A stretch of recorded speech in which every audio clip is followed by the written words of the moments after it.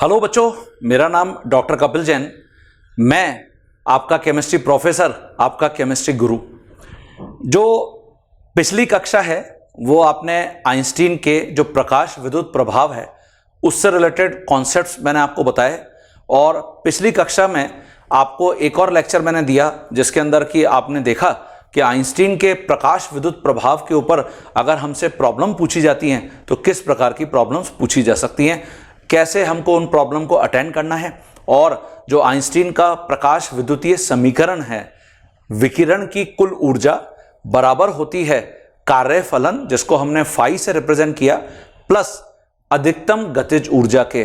तो कैसे हम अधिकतम गतिज ऊर्जा को कैलकुलेट कर सकते हैं, फाई को कैलकुलेट कर सकते हैं और विकिरण की ऊर्जा को कैलकुलेट कर सकते हैं। फाई मैंने आपको बताया एच न्यू नॉट के इक्वल होता है। न्यू नॉट दहली आवृत्ति, जिसको हमने थ्रेशोल्ड फ्रीक्वेंसी बोला था, या हम फाई को एससी बाय लैम्डा नॉट भी लिख सकते हैं। लैम्डा नॉट का मतलब दहली तरंग दैर्ध्य है। ओके, तो मैं पूरी उम्मीद कर रहा हूं कि तुमने वो सारे पॉइंट्स ढंग से लिख लिए हैं, एक एक पॉइंट को समझ लिया है, और उसके बाद जो भी मैंने आपको उनसे संबंधित प्रॉब्लम्स करके बताई थी वो आपने बना ली हैं। तो शुरू करें बच्चे आज। चलो, आज हम क्या करते हैं, यहां पर जो नाभिकीय मॉडल हैं, किसके? आंसर है परमाणु के। हम उनको डिस्कस करते हैं, किस किस प्रकार की आपको प्रॉब्लम्स वहां पे देखने को मिलेंगी और क्या क्या आपके साथ जो प्रॉब्लम्स में फॉर्मूलाज का उपयोग होगा वो आपसे मैं यहां पे डिस्कस सबसे पहले करता हूं। तो देखिए, जो परमाणु के नाभिकीय मॉडल हैं उसकी सबसे पहले शुरुआत थॉमसन ने करी थी। थॉमसन का परमाणु मॉडल, ये जे थॉमसन का परमाणु मॉडल है, थॉमसन के परमाणु मॉडल के नाम से फेमस है। इसमें जो आपसे आपके एग्जाम में प्रॉब्लम पूछी जा सकती है वो ये पूछी जा सकती है कि थॉमसन का जो परमाणु मॉडल है उसका नाम क्या रखा था उन्होंने। तो देखिए, इसको थॉमसन ने ये नाम रखा था, plum pudding, plum pudding model.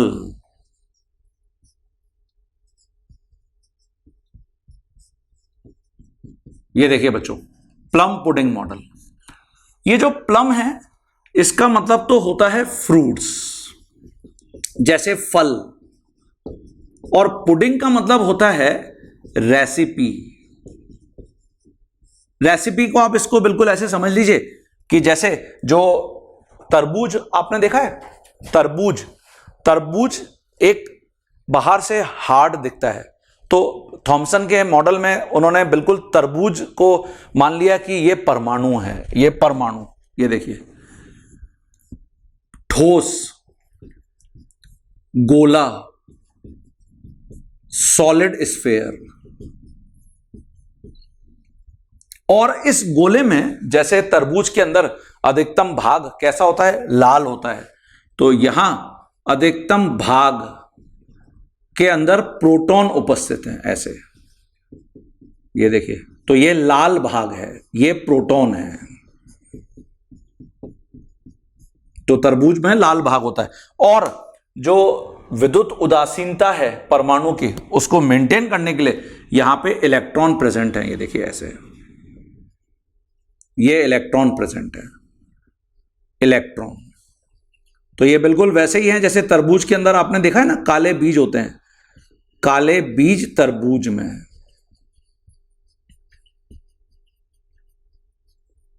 ये देखिए, और प्रोटॉन ये लाल भाग तरबूज का। तो जब भी तुम तरबूज खाते हो तुमको तुरंत याद आ जाना चाहिए कि गुरु ने बता रखा है थॉमसन का मॉडल। ठीक है, तो प्लम पुडिंग मॉडल किसने बताया? थॉमसन ने। और आपसे एग्जाम में भी थॉमसन मॉडल में यही प्रॉब्लम बस पूछी जा सकती है। आगे बढ़ते हैं। इसकी जगह जो दूसरा बहुत इंपॉर्टेंट है वो है रदरफोर्ड मॉडल। ये देखिए, रदरफोर्ड एटॉमिक मॉडल। रदरफोर्ड का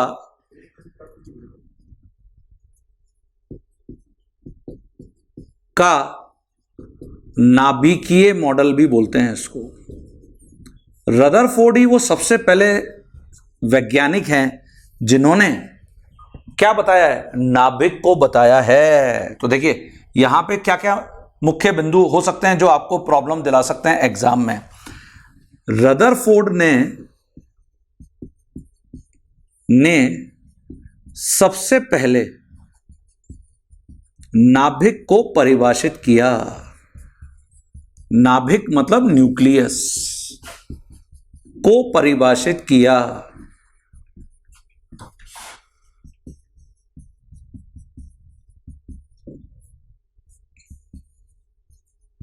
और नाभिक उन्होंने परिभाषित किया कि जो परमाणु का भार है पूरा का पूरा वो नाभिक में होता है, क्योंकि नाभिक में ही प्रोटॉन होते हैं। तो नाभिक धनावेशित है।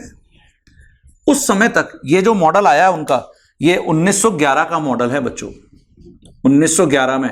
और तब तक न्यूट्रॉन किसी को भी नहीं पता था कि न्यूट्रॉन भी कुछ चीज होती है। तो यहां नाभिक धनावेशित है क्योंकि उसमें प्रोटॉन है, तथा संपूर्ण परमाणु का भार नाभिक में ही उपस्थित होता है,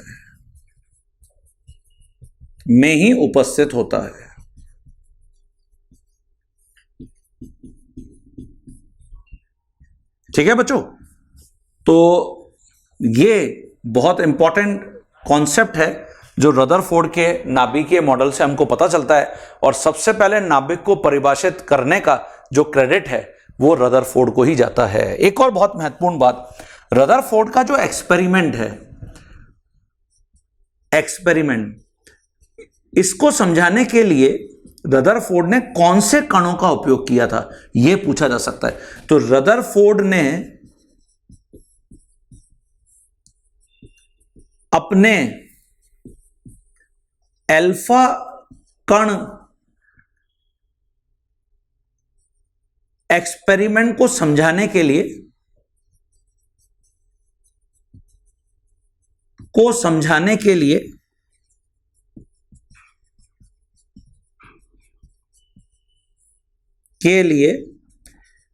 अल्फा कण को ही, ऑब्वियसली अल्फा कण को ही उपयोग करेंगे, अल्फा कणों का उपयोग किया। लेकिन ये ऐसे नहीं पूछा जाएगा। कैसे पूछा जाएगा? अल्फा कण क्या होते हैं ये आपसे पूछा जाएगा। जैसे मान लेते हैं कि इसके अंदर आपको ऑप्शन दे दें, अल्फा कण हीलियम परमाणु है, हीलियम नाभिक है, दोनों हैं, तो बताइए क्या आंसर होगा? इसका आंसर है बच्चों हीलियम नाभिक। ये हीलियम नाभिक और हीलियम परमाणु में क्या अंतर है? तो देखिए, जो हीलियम परमाणु है इसका मतलब है ये उदासीन परमाणु है, मतलब इसके अंदर 2 प्रोटॉन और 2 इलेक्ट्रॉन हैं, क्योंकि हीलियम का जो परमाणु क्रमांक होता है वो 2 होता है, 2 प्रोटॉन और 2 इलेक्ट्रॉन। और जो हीलियम नाभिक है, नाभिक इसका मतलब होता है ये हीलियम द्विधनावेशित आयन है। ये देखिए, द्विधनावेशित आयन,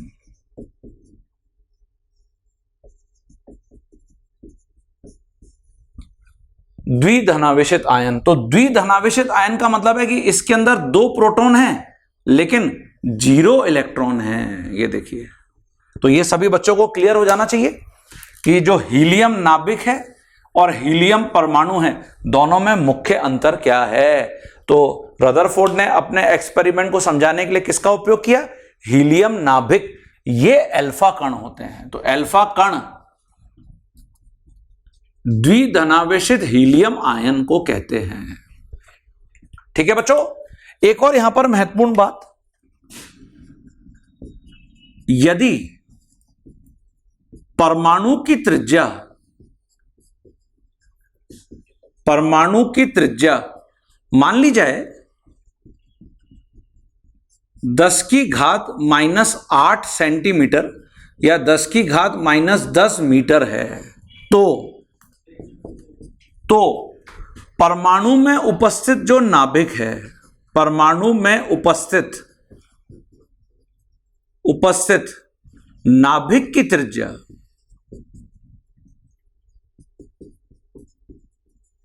इसको मैं लिख देता हूं आर नाभिक। आर का मतलब है त्रिज्या।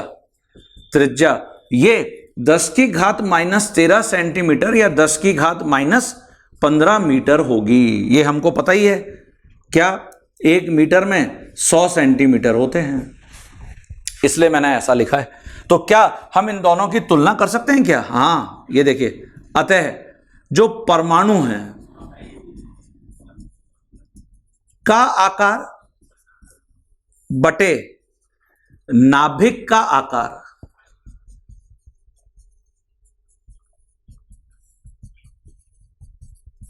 तो ये किसके बराबर हो जाएगा? परमाणु का आकार जो त्रिज्या है वो अगर 10⁻⁻10 मीटर ले लेते हैं और डिवाइड बाय ये 10⁻⁻15 मीटर, तो ये जब ऊपर जाएगा तो 10⁻5 हो जाएगा, ये -10 और +15। तो इससे हमको पता चल रहा है परमाणु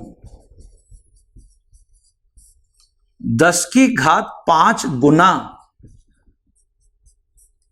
आकार में बड़ा है नाभिक से। ये देखिए, ये आपसे डायरेक्ट परिणाम पूछा जा सकता है। तो जो रदरफोर्ड का नाभिकीय मॉडल है, रदरफोर्ड का जो न्यूक्लियर मॉडल है, उसके अंदर मुख्य कुछ बातें ये थी जो आपसे पूछी जा सकती हैं। अब मैं आ जाता हूं सबसे महत्वपूर्ण बोहर का मॉडल। तो पहले ये लिख लीजिए अपनी कॉपी में। देखिए बच्चों, जैसे यहां जो थर्ड बहुत इंपॉर्टेंट कॉन्सेप्ट है वो है बोहर का परमाणु मॉडल। रदरफोर्ड के परमाणु जो मॉडल है उसके तुरंत बाद 1913 में बोहर का परमाणु मॉडल आया। इसमें जो मुख्य बातें हैं, ये जो परमाणु मॉडल है, बोहर का परमाणु मॉडल पूर्णतया प्लांक के क्वांटम सिद्धांत पर आधारित था। प्लांक के क्वांटम सिद्धांत पर आधारित था।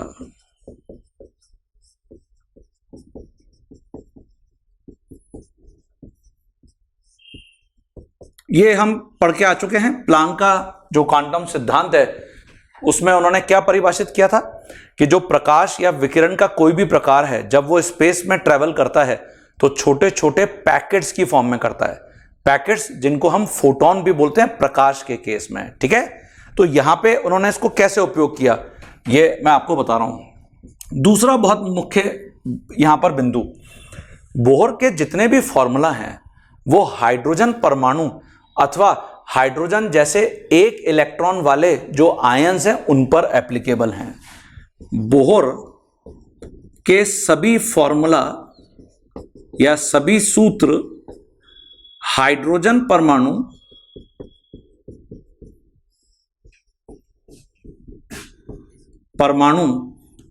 अथवा एक इलेक्ट्रॉन वाले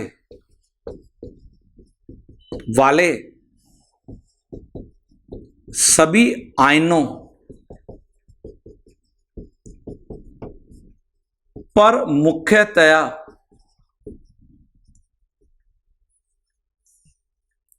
लगाए जा सकते हैं।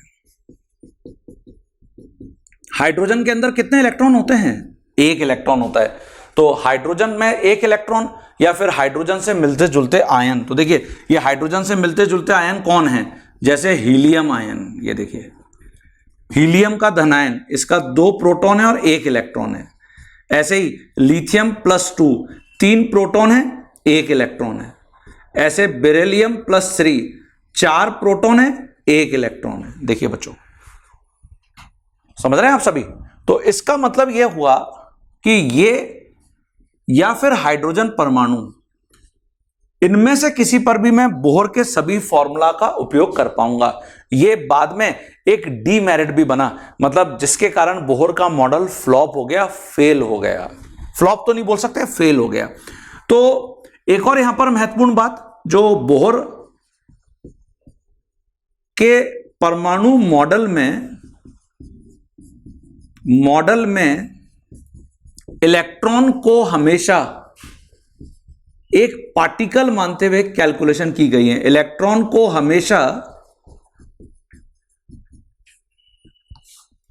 कण अर्थात पार्टिकल मानते हुए कैलकुलेशन की गई है।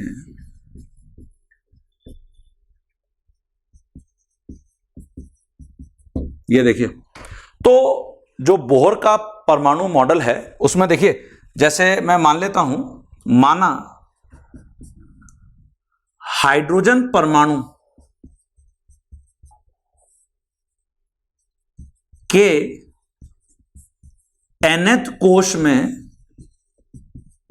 कोश जिसको हम शेल अथवा ऑर्बिट भी कहते हैं, कोश में एक इलेक्ट्रॉन r दूरी पर सर्कल में घूम रहा है। क्योंकि जो शेल हैं वो सर्कुलर होते हैं, सर्कल होते हैं, घूम रहा है। तो देखिए, हम इनके लिए वेलोसिटी, एनर्जी और रेडियस, मतलब वेलोसिटी का मतलब चाल, एनर्जी मतलब ऊर्जा और रेडियस मतलब त्रिज्या की कैलकुलेशन कैसे करते हैं वो मैं यहां पे लिखता हूं। हां बच्चों, देखिए, जैसे ये मान लेते हैं r दूरी पर इलेक्ट्रॉन, ये नाभिक ये मान लेते हैं nth कोश है ना, और इसकी ऊर्जा का मान En है, और ये इलेक्ट्रॉन v चाल से इस कोश में घूम रहा है। ठीक है, ये इस इलेक्ट्रॉन पर मान लेते हैं आवेश -e है, -e इलेक्ट्रॉन पर आवेश।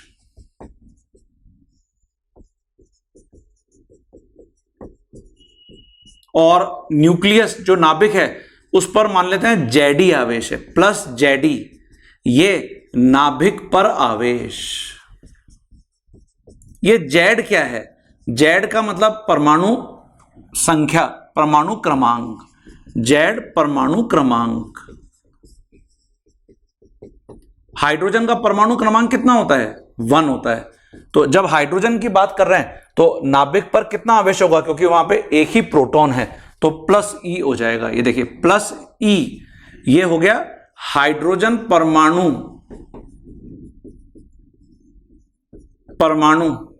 के नाभिक पर आवेश।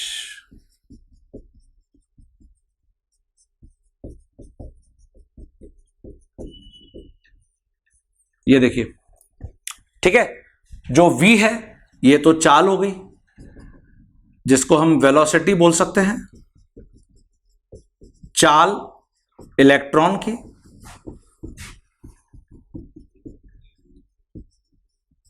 ऐसे ही यहां पे अगर r की बात करते हैं तो ये त्रिज्या है, जिसको हम दूरी बोल सकते हैं, त्रिज्या या दूरी इलेक्ट्रॉन की नाभिक से।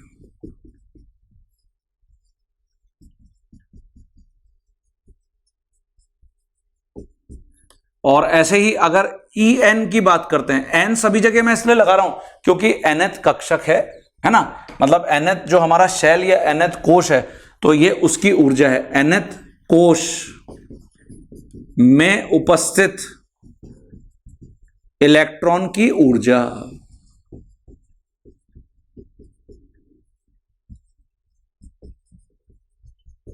ये देखिए बच्चों, ठीक है। तो अब मैं यहां पे लिखता हूं अतः देखिए, बोहर के अनुसार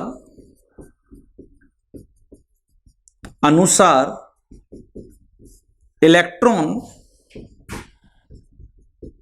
केवल उन्हीं कोशों में घूमता है जिसके लिए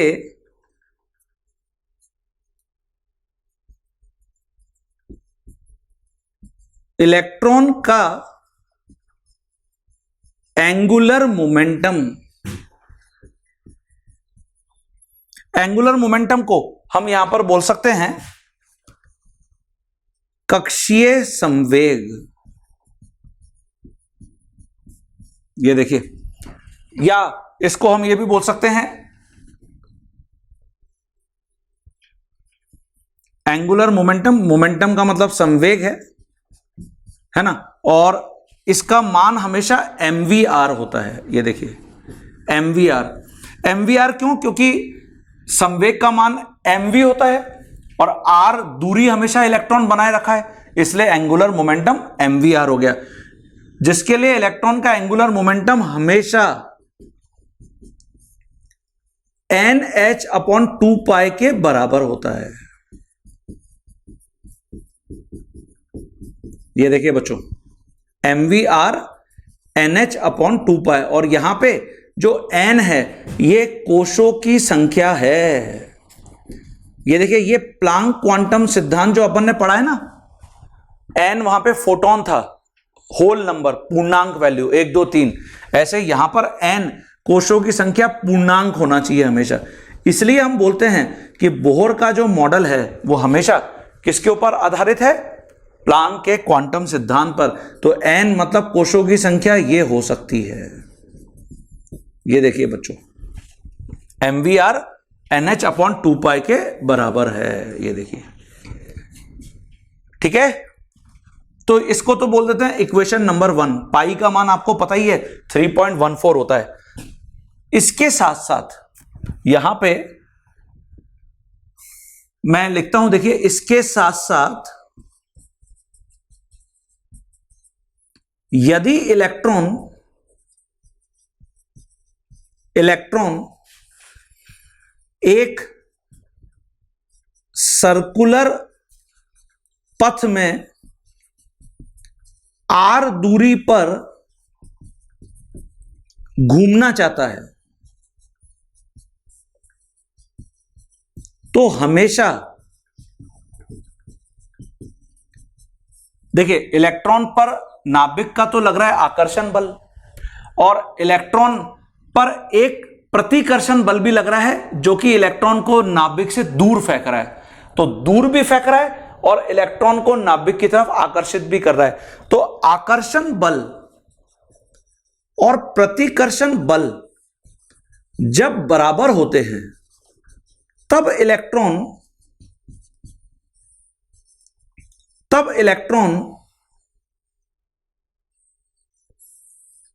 एक फिक्स्ड सर्कल में घूमता है, जो आपका सर्कुलर पथ है यहां पे, उसके अंदर घूमता है, कोश में घूमता है। तो दोनों का मान कितना होता है वो मैं यहां पे लिखता हूं, जिसके आधार पर हम त्रिज्या, चाल और ऊर्जा इन सब का मान निकालेंगे। ठीक है बच्चों, तो ये लिख लीजिए जरा सभी।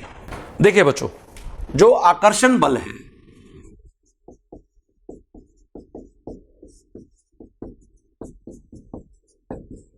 इसका मान, और प्रतिकर्षण बल, इसका मान, आकर्षण बल का मान इतना होता है kZe²/r², है ना, और प्रतिकर्षण बल का मान होता है mv²/r। ये तो इसको समीकरण नंबर 2 बोलते हैं। तो समीकरण 1 और समीकरण 2 से हम त्रिज्या, ऊर्जा और वेलोसिटी सबको निकालते हैं। तो देखिए, सबसे पहले यहां पे मैं लिख रहा हूं Rn, अर्थात त्रिज्या की गणना। इसके लिए जो समीकरण 1 और समीकरण 2 है उसका हम उपयोग करेंगे, और इसमें जब तुम Rn यहां पर कैलकुलेट करोगे, r से r² कैंसिल हो जाएगा, तो आर एन की वैल्यू आ जाएगी n square h square divided by 4 pi square m k z e square. ये देखिए 4 pi square m k z e square. M electron का भार है, यहां पर जो के है जो अपन ने ऊपर अभी फॉर्मूला में लिखा है, इसको हम कूलाम्बिक स्थिरांक भी बोलते हैं।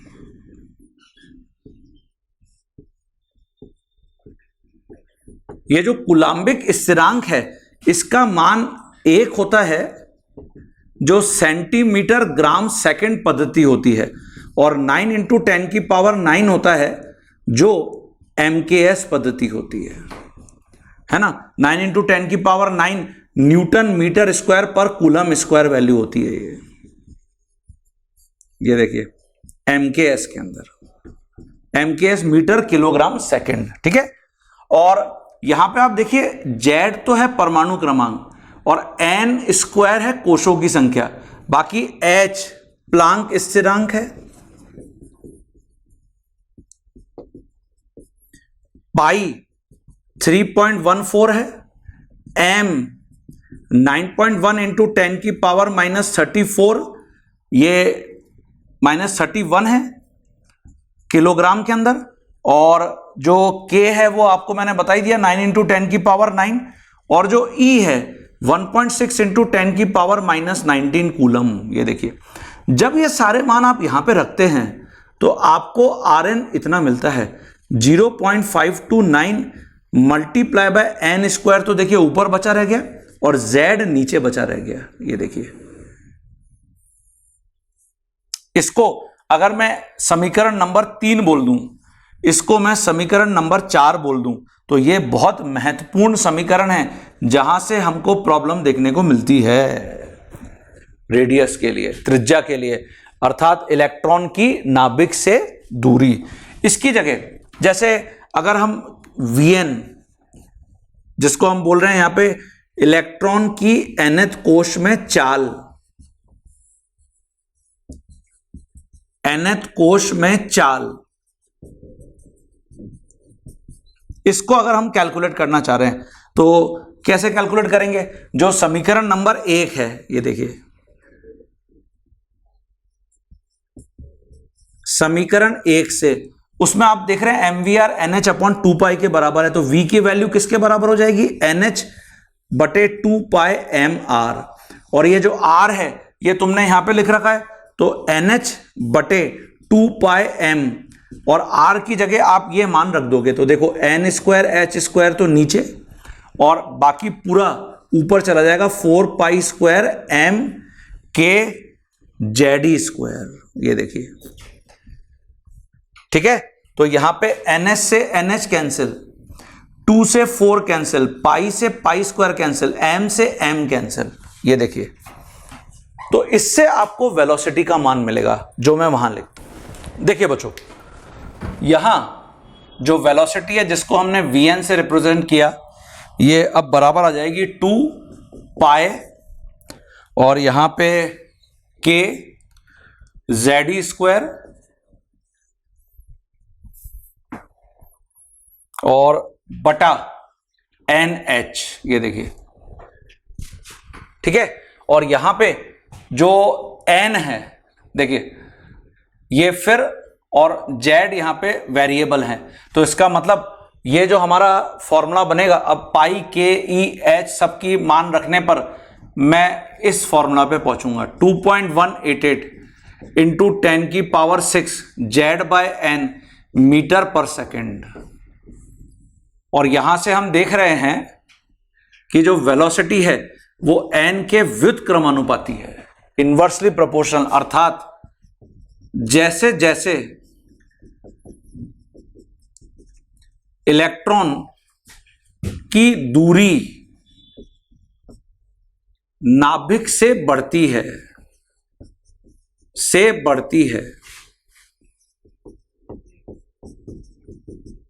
ना, इलेक्ट्रॉन की चाल कम होती जाती है।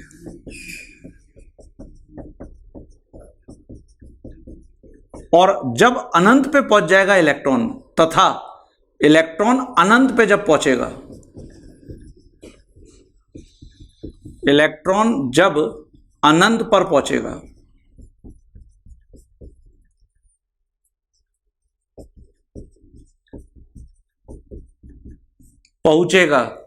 तब n is equal to infinity पर, अनंत मतलब n is equal to infinity, तो वेलोसिटी इलेक्ट्रॉन की शून्य हो जाएगी, जीरो हो जाएगी। क्यों?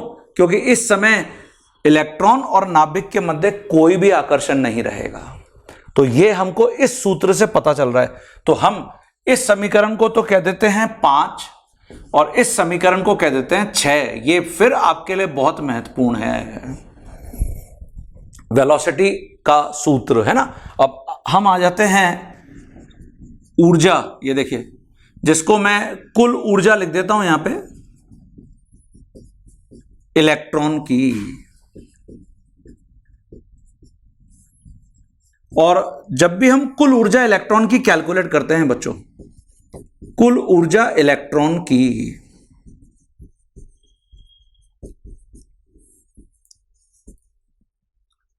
तो ये हमेशा हम En से रिप्रेजेंट करते हैं। ये गतिज ऊर्जा और प्लस स्थितिज ऊर्जा के सम के बराबर होती है। गतिज ऊर्जा काइनेटिक एनर्जी क्यों होती है इलेक्ट्रॉन की? क्योंकि इलेक्ट्रॉन घूम रहा है, तो इलेक्ट्रॉन के घूमने के कारण, और जो स्थितिज ऊर्जा है पोटेंशियल एनर्जी, ये क्यों होती है? ये इलेक्ट्रॉन और नाभिक के मध्य आकर्षण के कारण, इलेक्ट्रॉन तथा नाभिक के मध्य आकर्षण के कारण।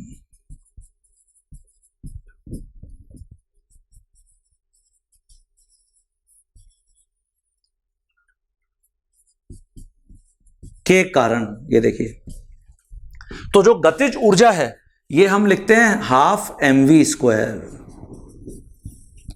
और जो स्थितिज ऊर्जा है पोटेंशियल एनर्जी, Pe को पोटेंशियल एनर्जी लिख देता हूं, ये बराबर होती है k Q1 Q2 bye R। Q1 और Q2 क्या है बच्चों? नाभिक और इलेक्ट्रॉन पर उपस्थित आवेश। तो अपन ने कितना कितना लिखा?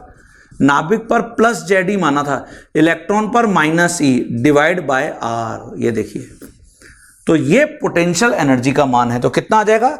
ये आ जाएगा -kZd² बाय R।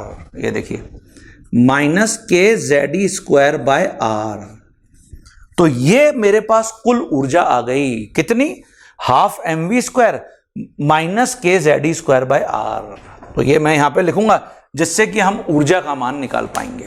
देखिए बच्चों, यहां जो कुल ऊर्जा है ये बराबर हो जाएगी half mv² -kZd² by R, है ना। और अभी हम जब समीकरण 2 लिखे थे ना, समीकरण 2 से क्या लिखे थे हम? यहां पे लिखे थे kZd² by R is equal to R² is equal to mv² by R। तो mv² का मान यहां से निकल आएगा, ये आ जाएगा kZd² बाय R। ये देखो, अर्थात मैं mv² की जगह यहां पे ये लिख सकता हूं half kZd² by R minus kZd² by R। तो ये हाफ kZd² बाय R और ये माइनस साइन के साथ kZd² बाय R, अर्थात जो कुल ऊर्जा है minus half kZd² by R मिल गई। ये देखिए, ये हम बोल देते हैं समीकरण नंबर 7। ये ऊर्जा का मान आ गया, ये देखिए। और अगर यहां फिर आप R का मान रख दोगे -1/2 kZd², R का मान कितना लिखा था हमने? n² divided by 4π² m kZd²। ये देखिए, तो 2 से 4 कैंसिल और आपको इससे ऊर्जा का मान मिल जाएगा कितना? -2। ये हो गया आपका π² m, ये हो गया k² z square e raise to the power 4 divide by n square h square. देखो बच्चों, ओके, तो ये है ऊर्जा का मान। क्या ये पूछा जाता है? डायरेक्ट तो बहुत कम चांसेस हैं ये पूछा जाएगा। वेलोसिटी ये पूछा जाएगा। Radius 0.529 multiply by n square by z पूछा जाएगा। तो इसमें फिर वही एन स्क्वायर और जेड स्क्वायर, ये देखिए ये वेरिएबल है, बाकी सब स्थिरांक हैं। तो मैं जब सभी स्थिरांक की वैल्यू यहां रखूंगा मुझे फॉर्मूला ये मिलेगा, -21.8 इंटू 10 की power -19 z square by n square joule प्रति एटम। ये प्रति एटम क्यों लिखा है मैंने? क्योंकि हम कौन से एटम की बात कर रहे हैं? हाइड्रोजन एटम की। तो उपरोक्त ऊर्जा हाइड्रोजन के एक परमाणु की ऊर्जा है, क्योंकि हाइड्रोजन के एक परमाणु में एक ही इलेक्ट्रॉन होता है, कि एक परमाणु की ऊर्जा अथवा हाइड्रोजन परमाणु में उपस्थित एक इलेक्ट्रॉन की ऊर्जा है। एक इलेक्ट्रॉन की ऊर्जा है। ये देखिए, तो आप चाहे इसको सिंगल इलेक्ट्रॉन की ऊर्जा लिख लें और या फिर इसको आप हाइड्रोजन परमाणु की ऊर्जा लिख लें, क्योंकि हाइड्रोजन के परमाणु में एक ही इलेक्ट्रॉन होता है। तो किसी को भी आप यहां पे फॉलो कर सकते हैं, ठीक है। अच्छा, ये जो जूल प्रति एटम लिखा है इसकी जगह ये इलेक्ट्रॉन वोल्ट प्रति एटम में पूछी जा सकती है, अर्ग प्रति एटम में पूछी जा सकती है। और ऐसे ही जो कुल ऊर्जा है वो गतिज ऊर्जा के साथ क्या संबंध रखती है, कुल ऊर्जा स्थितिज ऊर्जा के साथ क्या संबंध रखती है, ये भी मैं यहां पे लिख देता हूं। तो ये सारे पैरामीटर्स जहां पर हम समीकरण नंबर लिख रहे हैं बहुत महत्वपूर्ण है बच्चों, बोहर के परमाणु मॉडल के अंदर जो हमको डायरेक्ट एग्जाम में देखने को मिलते हैं। तो ये हमको याद होना जरूरी है, ठीक है। देखिए, जो एक इलेक्ट्रॉन वोल्ट है इसको हम ईवी भी लिखते हैं, 1.6 इंटू 10 की पावर -19 जूल होता है। तो अतः जो एक जूल होगा उसका मान आ जाएगा 1/1.6 इंटू 10 की पावर -19 इलेक्ट्रॉन वोल्ट। ये देखिए, तो जहां जूल है आप अगर उसको इलेक्ट्रॉन वोल्ट में परिवर्तित करना चाहेंगे तो क्या करेंगे, इस वैल्यू को 1.6 इंटू 10 की पावर -19 से डिवाइड कर देंगे। तो देखिए आपको इलेक्ट्रॉन वोल्ट में ये आंसर मिलेगा -13.6 into z square by n square electron volt प्रति एटम। तो यही जनरली पूछा जाता है एग्जाम के अंदर, इलेक्ट्रॉन वोल्ट प्रति एटम वाला फॉर्मूला, ओके। इसकी जगह जो एक जूल होता है वो 10 की पावर 7 10 की पावर 7 अर्ग भी होता है बच्चों। तो इसका मतलब जहां जूल लिखा है आपने, आप इसको कन्वर्ट कर सकते हो अर्ग में। तो -21.8 इंटू 10 की पावर -19, और यहां पे जूल को जब अर्ग में परिवर्तित किया तो 10 की पावर 7 अर्ग प्रति एटम। ये देखिए, तो इसको जब हम सॉल्व करेंगे, पहले सॉल्व कर लेते हैं इसको, तो ये हो जाएगा एनर्जी का सूत्र -21.8 इंटू 10 की पावर -12 हो जाएगा, ये है ना। और z square by n square तो है ही, तो z square by n square erg प्रति एटम। ये देखिए, इसको कह देते हैं समीकरण 11। तो ये समीकरण देखिए, ऊर्जाओं का अलग अलग जो इकाइयां हैं, जूल, इलेक्ट्रॉन वोल्ट, अर्ग, इन सब में वैल्यूज हैं। ये डायरेक्ट हमसे एग्जाम में पूछी जाती हैं। ऐसे ही कुल ऊर्जा जिसको हमने En लिखा तथा गतिज ऊर्जा जिसको हमने Ke लिखा में संबंध क्या निकाल सकते हैं क्या? कुल ऊर्जा का मान हमने कितना लिखा है, ये देखिए, ये हमने लिखा हुआ है -1/2 kZe²/r, ये लिखा हुआ है। और ऐसे जो गतिज ऊर्जा है वो हमने लिखी थी 12 mv², और जो mv² है उसका मान ये मैंने लिखा हुआ है kZe²/r, ये देखो। अब देखो ये पूरी टर्म 12 kZe²/r ये तो यहां दिख रही है, सिर्फ माइनस साइन का अंतर है। इसका मतलब कुल ऊर्जा माइनस साइन के साथ गतिज ऊर्जा से ऐसे संबंधित हो गई, ये देखिए, बहुत ही इंपॉर्टेंट है ये बच्चों। अथवा आपसे अनुपात अगर पूछा जाएगा तो कुल ऊर्जा और गतिज ऊर्जा ये -1 के बराबर हैं। कुल ऊर्जा और गतिज ऊर्जा का अनुपात -1 के बराबर है, तो ये बहुत महत्वपूर्ण है, ये डायरेक्ट पूछा जाएगा आपके एग्जाम में। ऐसे ही कुल ऊर्जा और स्थितिज ऊर्जा में संबंध यहां लिख देते हैं।